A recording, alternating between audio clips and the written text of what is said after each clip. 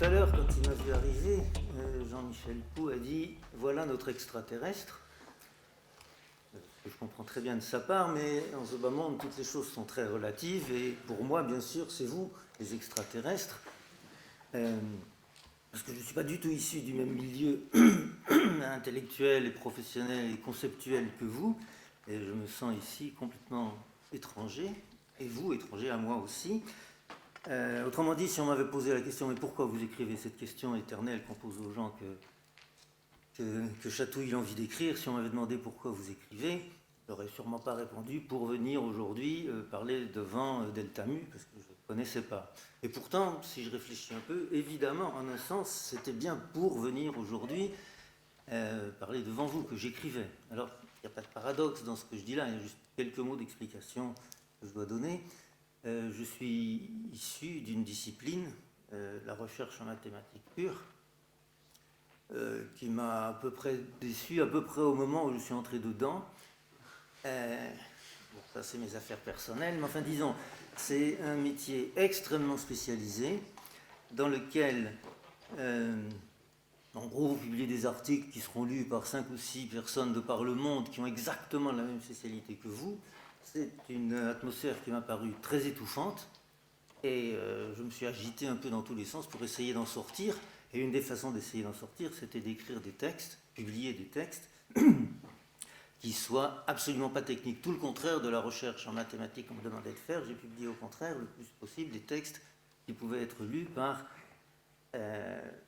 qui voulaient se donner la peine. Il n'y avait pas du tout besoin d'être spécialiste de quoi que ce soit pour me lire. Donc, c'est un grand plaisir pour moi que d'avoir été invité par des gens dont j'ignorais jusqu'à l'existence. C'est évidemment le mieux qui pouvait m'arriver par rapport au fait d'être lu par les chers collègues qui sont exactement passés par le même genre de formation que moi.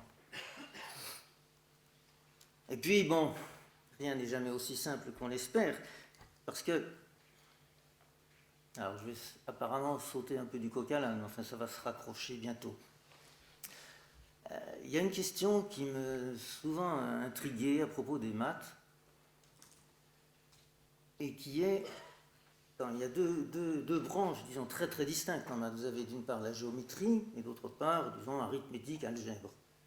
Et d'une part, comment ça se fait qu'on donne le même nom de mathématicien à des gens qui s'occupent de formes, des géomètres, et des gens qui s'occupent de nombres, les algébristes, les arithméticiens, les théoriciens des nombres, etc.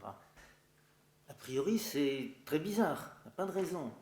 Je veux dire, les formes, c'est dans l'espace, on les voit. C'est bien, on ne voit pas le cercle exact du géomètre, mais enfin, on voit quand même des formes qui peuvent s'en rapprocher beaucoup du cercle exact du géomètre. Les formes, on les voit dans l'espace.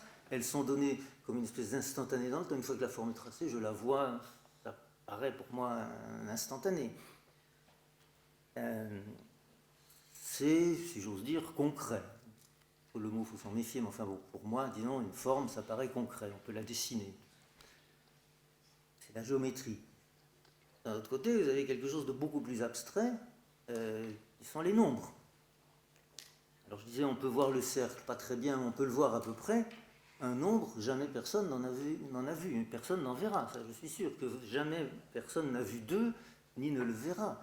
On peut voir deux mains, on peut voir deux arbres, mais on ne voit pas deux dans son abstraction, il y a même pas approximativement.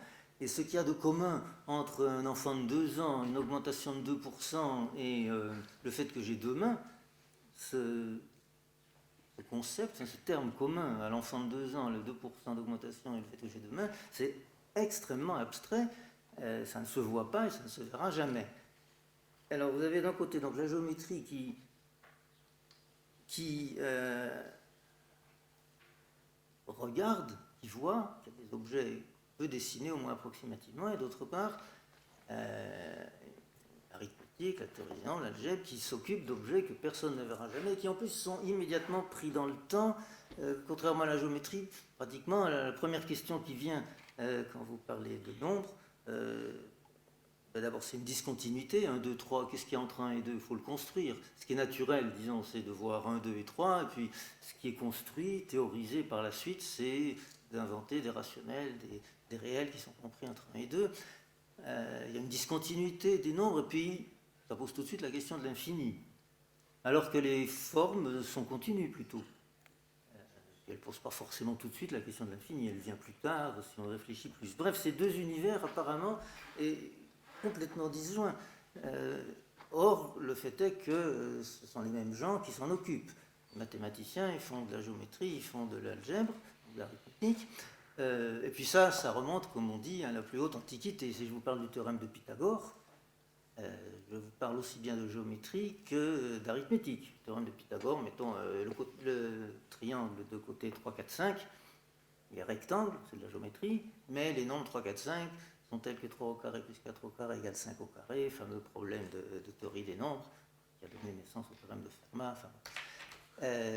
Donc c'est indissolublement lié depuis toujours, c'est pas du tout un hasard, une habitude prise une fois pour toutes qui serait mauvaise d'appeler mathématiciens des gens qui font des choses très différentes. Non, le fait est que quand vous voulez faire de la géométrie, vous êtes amené automatiquement, obligatoirement plutôt, à vous intéresser aux nombres, et si vous vous intéressez aux nombres, vous êtes amené obligatoirement à faire de la géométrie. Il y a plein de mots d'ailleurs qui sont communs aux deux théories, ne serait-ce que le mot carré. Si je dis carré sans que vous ayez de contexte, vous ne savez pas si je suis en train de parler d'une forme géométrique ou d'un nombre élevé au carré. Et tout ça, c'est des liens vraiment intimes entre la géométrie et l'arithmétique qui prouvent qu'on a raison de donner le même nom de mathématicien aux gens qui s'occupent de l'une ou l'autre activité. Et je ne savais pas trop, et puis heureusement, dans le hasard de mes lectures, tout d'un coup, quelqu'un m'a éclairé sur le lien qu'il y avait entre ces deux branches, non, ces deux mondes, et le lien c'est vous, bien sûr, évidemment. Je croyais sortir de mes petites affaires, et j'en étais pas sorti du tout, parce que qu'est-ce qui fait passer de la géométrie à l'algèbre, disons, ou au nombre, qui fait passer des formes au nombre? Ben, si j'ai un segment, je dis juste mon segment, je suis dans la forme, j'ai un segment, il est long comme ça, enfin, segment. Et puis, je prends une unité de mesure, et tout d'un coup, je dis, ah ben ce segment, il fait 5 unités de mesure, et voilà, ça y est, et les nombres sont là. Et c'est la mesure qui fait que je passe de la forme géométrique à l'univers des nombres. À partir du moment où je mesurais mon segment, puis je mesure les angles, je mesure tout ce qu'on peut imaginer mesurer, c'est la mesure qui me fait passer de l'univers des formes à l'univers des nombres. Donc vous êtes en plein dedans, et vous êtes ces gens un peu mystérieux pour moi, parce que beaucoup trop concret pour que... C'est tellement concret ce que vous faites que ça devient complètement abstrait pour moi, en quelque sorte. Vous êtes donc ces gens, on vous donne un objet manufacturé ou naturel, peu importe, en général manufacturé, un objet qui est pris dans la matérialité, quoi, qui est vraiment tangible, perceptible, touchable, et puis vous lui associez ces choses ultra abstraites qui va être un nombre, alors encore plus abstrait que 2, si j'ose dire, parce que ça va être 2 virgules, Dieu sait quoi, selon, plus encore une erreur de mesure qui rend les choses encore plus abstraites. Et donc c'est vous qui faites ce pont entre, enfin vous, la mesure, quoi, la notion de mesure, qui fait le pont entre l'univers des formes, l'univers des nombres, et cette vieille question que je me posais sur l'intimité des liens au sein de la géométrie, au sein des mathématiques, entre deux branches qui paraissent si différentes, je le retrouve ici, si bien que je croyais, grâce à vous, être sorti de mes problèmes, des questions qui me tarabussent depuis toujours à cause de mon métier. Ben, finalement, non. Alors je pense qu'il va falloir que je retourne pour écrire encore et puis aller vers d'autres aventures. Voilà. Merci.